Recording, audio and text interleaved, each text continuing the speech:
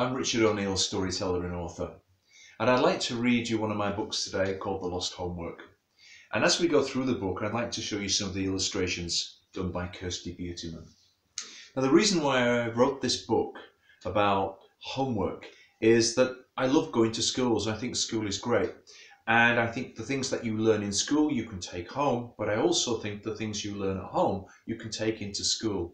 And I think that's a lovely swap over, and I think it shows it in this book. The Lost Homework. Sonny lived on a traveller site with his parents, cousins and other neighbours. The site was a Kushti Achintan, a real community, and there was always something going on. Sonny loved school. He liked to do his homework on Friday so that he could enjoy the weekend without having to think about it. This particular Friday he was busier than usual as the family was going to a cousin's wedding the following day. The cart had to be cleaned ready to transport the newlyweds, shoes needed to be polished and clothes had to be put out ready for the morning. They had to call the farrier because Lolo, the driving guy, had thrown a shoe. The farrier heated up the metal shoes until they were glowing red, orange and then white. "Why do they have to be so hot?" Sonny asked. "To create what's called thermal expansion," she explained.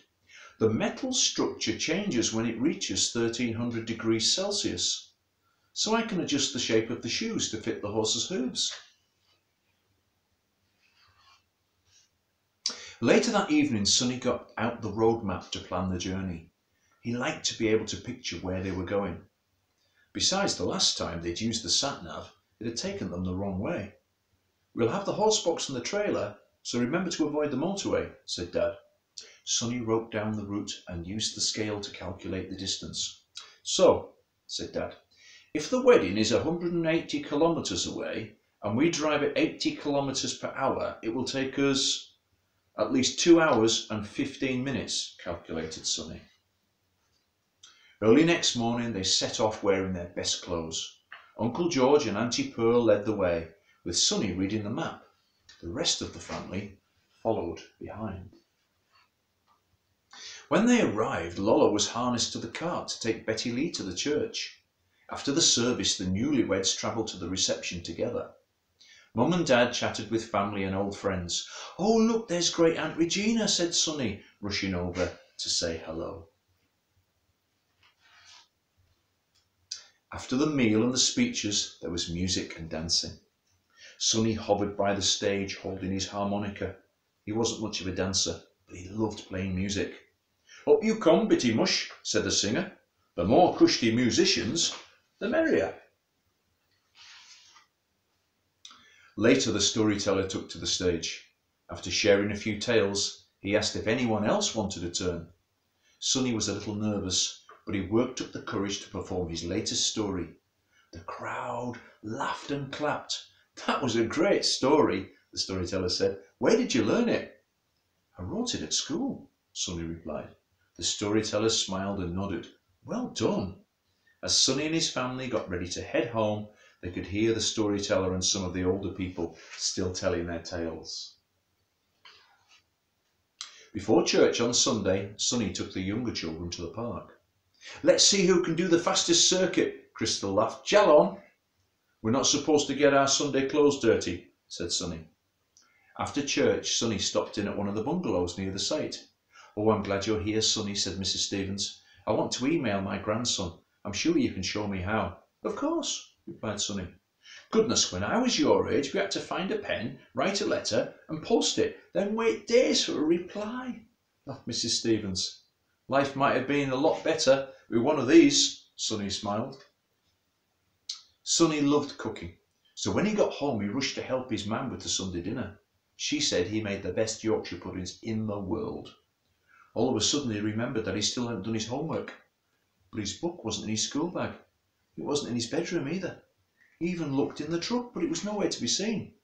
Panicking, Sonny ran to the utility block. "I can't find my homework book," he cried. "Can you help me look for it?" "I'm putting out the food, Sonny," said his man. "I'll help you look for it later. Don't worry, there's plenty of time." After lunch, Sonny had offered to help his local community group. Grandma had given them her old Vardo and they were restoring it. We need to finish the painting today, announced Shirley, the leader. Look at these old pictures I found, said Sonny. Wow, look at the details, said Gary. Whoever painted that caravan was very talented. On his way back to the site, Sonny remembered his homework again. Can you help me find my homework book, Aunt Pearl? Sonny asked. Oh, Sonny, I've got all these pennies to finish for market tomorrow, she said. If you can help me, I might have time to look. The sewing was fiddly and he needed a lot of patience. Luckily, Aunt Pearl was a good teacher. By the time they'd finished, there was only an hour before bed. Everyone helped Sonny look for his homework book, but it was nowhere to be found. What am I going to do? I always do my homework. I can't go to school without it, Sonny said. Don't be upset, said Mum. You'll just have to explain how busy we've been.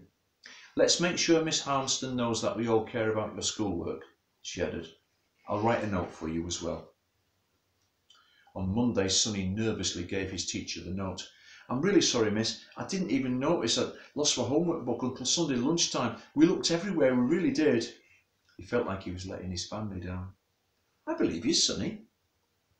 But it's odd you didn't realise it was lost until then, she said. It must have been a very busy weekend. It was, miss, Sonny replied, relieved. Once they were all inside, Sonny told the whole class about his busy weekend, using his best storyteller style. Well, Sonny, said Miss Harmston, you may not have done the homework I said, but you've done plenty of maths and English. In fact, you've covered every other subject. She looked at the rest of the class. Who knows how? He did science with the farrier, said Ellie. He did geography and maths when he planned the journey, said Anaya. He did music and English at the wedding, said Bradley. He did food tech, cooking, lunch, said Mohammed, and design technology with Aunt Pearl. He did PE at the park, said Elisa. He did IT and history with Mrs. Stevens, said Coletta.